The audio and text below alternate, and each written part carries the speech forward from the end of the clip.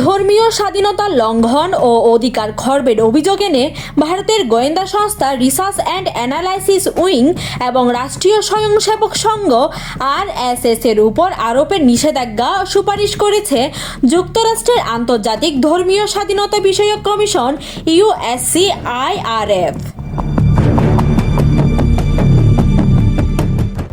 সম্প্রতি প্রকাশিত প্রতিবেদনে CIRF বলেছে, ধর্মীয় স্বাধীনতা লঙ্ঘনের গুরুতর আইন এড়াতে না পারার জন্য ওই সংস্থাগুলোকে শাস্তি দেওয়া উচিত। শাস্তির আওতায় সংশ্লিষ্ট ব্যক্তি বা সংস্থার সম্পদ জব্দ করা এবং যুক্তরাষ্ট্রে তাদের প্রবেশ নিষিদ্ধ করার সুপারিশ করা হয়েছে। এছাড়াও মার্কিন নাগরিকদের উপর নির্যাতিত অভিযোগের ভিত্তিতে ভারতীয় অস্ত্র বিক্রি বন্ধ করার সুপারিশও করা হয়েছে। ওই প্রতিবেদনে ভারতকে বিশেষ উদ্বেগের দেশ হিসেবে চিহ্নিত করার দাবি জানানো হয়। পাশাপাশি ভবিষ্যতে ভারতের সঙ্গে মার্কিন সহায়তা ও দ্বিপাক্ষিক বাণিজ্য নীতিকে ধর্মীয় স্বাধীনতা উন্নতির সঙ্গে যুক্ত করার সুপারিশও করা হয়েছে।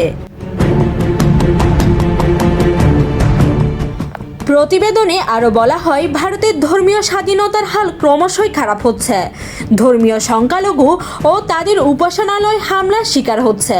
এজন্য ভারতীয় সরকারই দায়ী।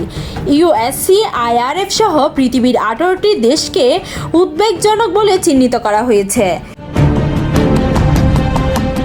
News desk, Hindus news.